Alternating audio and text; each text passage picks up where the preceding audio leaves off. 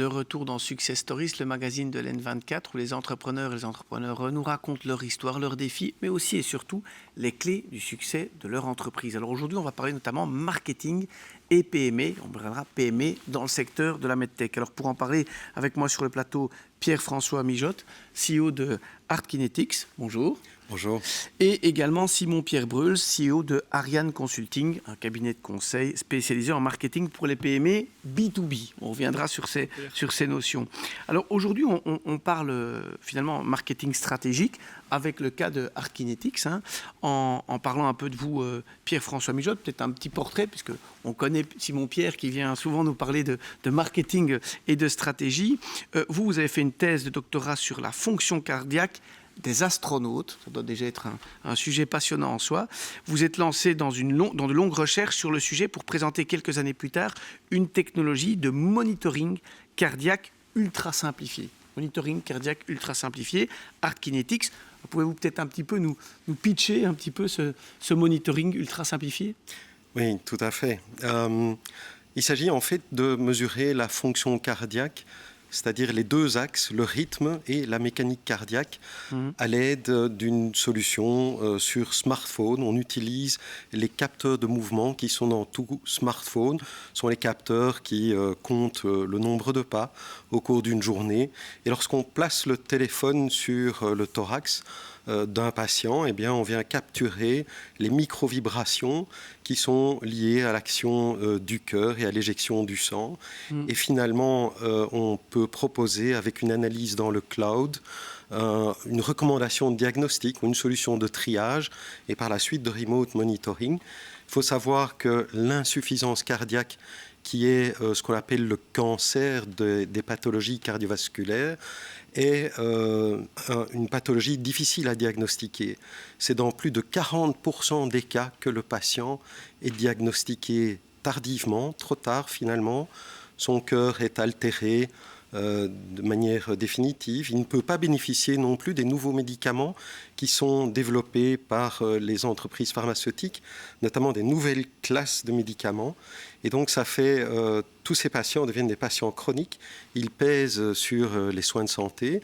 Ils viennent de façon très régulière à l'hôpital.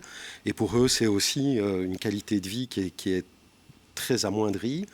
Et ce qu'on peut proposer aussi, on l'oublie parfois, mais le cancer est aussi une pathologie et on le découvre aujourd'hui avec l'avènement de la cardio-oncologie. Le cancer met les patients à risque de développer ce qu'on appelle une cardiotoxicité, pour lequel aujourd'hui on n'est pas du tout capable d'assurer le suivi, d'assurer le screening de ces patients, tellement la cardiologie est déjà débordée par l'ensemble de ces pathologies. Donc ce qu'on vise, notre vision, c'est vraiment d'accélérer le trajet de soins, de faciliter l'accès aux soins pour tous ces patients et ce gros problème de société. Ok, c'est vrai que c'est très clair. Donc si je comprends bien, vous dites finalement, grâce à la technologie que vous avez développée, à l'aide d'un smartphone et de cette technologie, bien entendu, on va faire un diagnostic beaucoup plus rapide, puisque le smartphone qui permet de détecter une série de choses peut mesurer alors, dans ce cadre-là, le rythme cardiaque, ce qui vous permet d'être beaucoup plus pertinent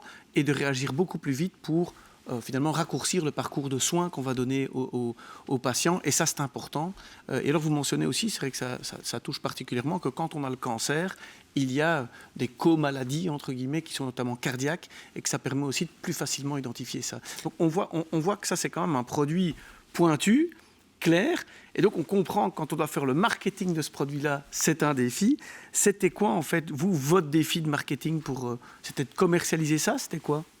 Le défi, c'est quand on vient du milieu académique, quand on vient de l'engineering ou comme moi, vous étiez chercheur. Ouais. Voilà, j'étais chercheur à l'ULB. Mais on n'a pas les codes en fait de la communication. Donc finalement, il y a chacun son métier.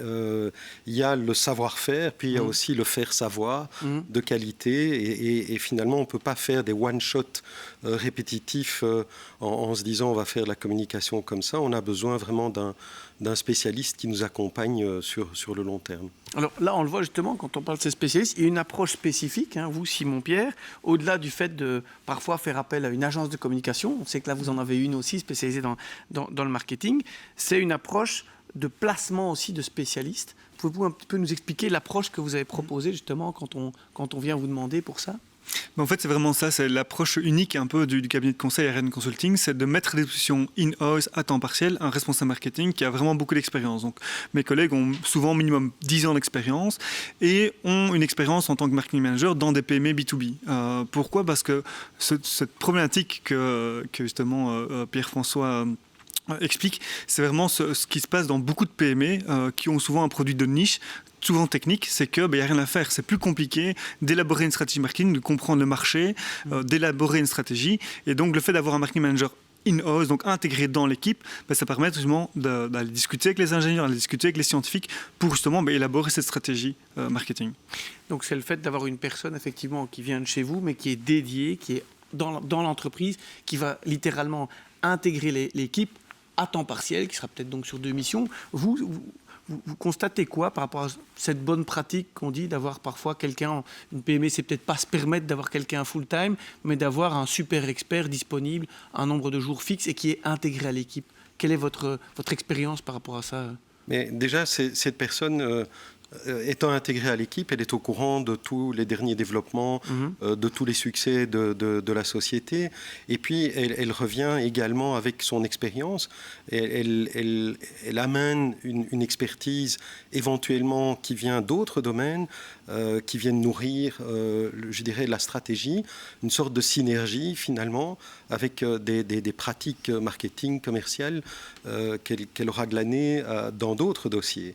Et ça, c'est quelque chose, je pense, d'unique finalement. Si on avait une personne dédiée, mais qui serait à 100% chez nous, elle n'aurait pas ces éléments qui viennent de l'extérieur. Oui, donc c'est vrai, c'est à la fois quelqu'un qui se dédie, qui analyse bien le marché spécifique, et puis ces éléments extérieurs.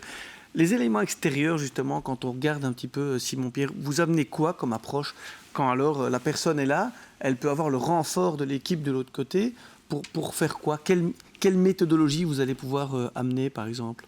Donc en effet, une fois qu'on a sélectionné le collègue dans l'équipe qui sera le mieux à même de matcher aussi avec la mission, il y a le critère géographique, mais aussi évidemment sectoriel et l'historique aussi un petit peu du consultant par rapport aux attentes de la mission.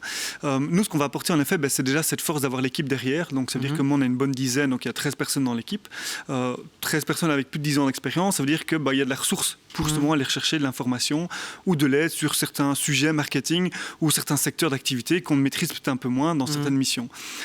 Deuxième chose, c'est qu'on va arriver avec une méthodologie qui est le Marketing Customer Model, qui est un modèle qui se base en fait sur la data, la donnée, qui se trouve dans l'entreprise, mais également à l'extérieur de l'entreprise. Donc on va essayer de récolter un maximum de données pour justement analyser le marché, analyser le business, quels sont les critères de recherche, quelles sont les problématiques que les gens ont par rapport à un produit ou un service, quels sont les problèmes qu'ils aimeraient bien résoudre. Mais on va aussi identifier grâce à ces données quels sont les buyer personas. Parce que souvent, ce genre de type de PME, on a plusieurs stakeholders, donc c'est important vraiment d'identifier et de faire ce travail de buyer persona. Buyer persona, on peut peut-être rappeler pour que le téléspectateur comprenne, c'est le type de personnes qui vont vraiment participer à la décision d'achat, c'est ça ? Oui, donc en fait, on essaie vraiment d'identifier quelles vont être les personnes qui seront décisionnaires au moment d'acheter, donc qui va à un moment donné à poser la signature, mais également quelles sont les autres personnes dans la chaîne de décision qui vont à un moment donné émettre un besoin, une problématique, les personnes qui vont peut-être rechercher en quoi, quel service, quel produit pourrait répondre à cette problématique que j'ai. Et donc, toutes ces différentes personnes ont un rôle à jouer dans le cycle de décision, parce que dans le B2B ou l'industrie, on n'achète pas un parfum en rentrant dans un magasin. Et voilà.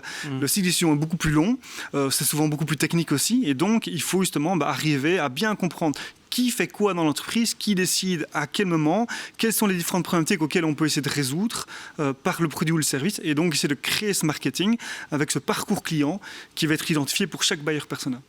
Alors Pierre-François, justement, de l'autre côté, comme vous dites, vous venez d'un background académique, chercheur, vous avez trouvé le produit, votre interaction va se passer comment ? On a parlé notamment d'une phase, j'entends bien, de diagnostic qui a été fait par l'expert. On voit aussi des phases de définir le buyer persona, quel est le processus, etc. Vous faites quoi? Vous validez les étapes? Comment ça se passe, ces interactions avec votre expert à temps partiel dédié au marketing et vous, finalement, le CEO fondateur de la boîte? Ça se passe comment? En fait, on a des réunions, on commence par définir le problème et finalement définir des objectifs. Et puis on se réunit régulièrement pour justement parler des actualités de la société. Et puis après, il y a le travail qui est fait directement par la consultante chez nous et qui est en contact avec les acteurs marketing à l'étranger ou je dirais des sociétés qui vont les aider.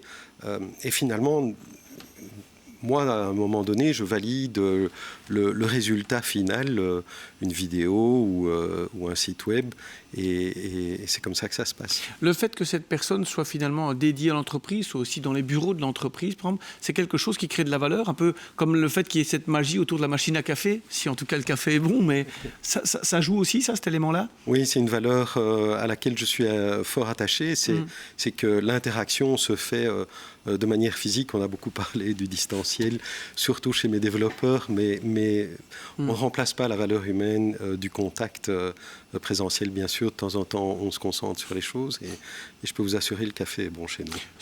C'est intéressant, ce sera peut-être le mot de conclusion, de savoir qu'il y a toujours une histoire de cœur quand on parle chez Art Kinetics, finalement, parce que vous dites le contact entre les gens. Ce qu'on retient en tout cas, c'est effectivement le fait d'avoir un expert dédié à temps partiel. C'est un bon levier pour les PME, notamment quand on doit lancer un produit, bien penser comment le vendre et développer une stratégie marketing, c'est important. Je peux vous dire que souvent, on voit encore des entreprises où le produit est génial et on pense que ça va se vendre tout seul. Ce n'est pas le cas ici, puisqu'on voit en tout cas qu'il y a une belle stratégie bien développée et bien élaborée. On se retrouve après la pub, on parlera reconversion et fromage.